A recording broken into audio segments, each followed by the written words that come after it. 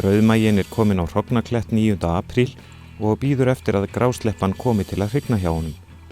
Vorið 2015 fylgdumst við með sama rauðmaganum í 3 mánuði á Hrognakletti sem hluti af Arnarnesstrítónum í Eyjafirði.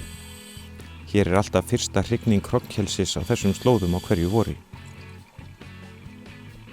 Þegar við komum viku síðar búið að hrygna. Sjórinn enn kaldur aðeins 3 stig.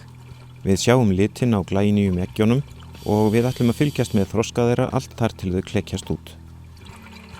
Fyrst líkjast eggin glærum plastkúlum eða jafnvel sápukúlum, en smám saman taka þau á sig meiri lit. Þau eru 2,5 mm í þvermál og geta verið 80 til 150.000 talsins í einum hrognakekki. 10. maí sjáum við að lífið að aukast í sjónum. Hitinn komin upp í 4 stig, svifið eykst og þar með minnkar skygnið. Eggin hafa tekið á sig örlítið meiri lit og 19. maí sjórinn orðinn 5 stig og grænn af þörunga og smádýralífi. Rauðmaginn víkur ekki frá hrognunum og gætir þess að þeim streymi ferskur og súrefnisríkur sjór. Og hvað nú að sjá? Kominn 7. júní og eggin farin að dökkna mjög. En hér hefur líka komið önnur hrygna og hringt í annan kökk sem rauðmaginn okkar hefur frjókað og gætir líka. Nóg að gera hjá pabbanum, en grásleppan hverfur bara á braut og skiptir sér ekki af þessu meir.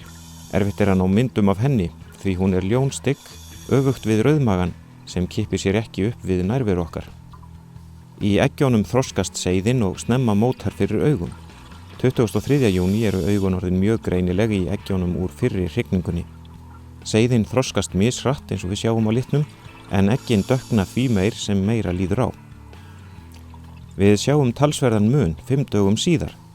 Hitinn komin upp í 6 gráður og nú hlýtur að fara að styttast í að eggin klekjist út.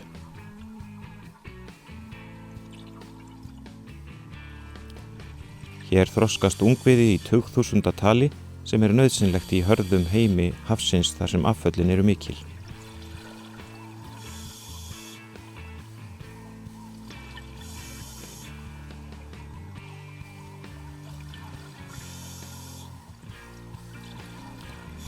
Nú hafa seiðin klakist út úr fyrri hrygningunni. Eftir mánuð verða þau 10 mm að lengd, alast upp í þarabeltinu fyrst í stað, en hverfa svo fjær landi og lifa uppsjávar í úthafinu, þar til þau verða kynþroska 5 til 6 ára.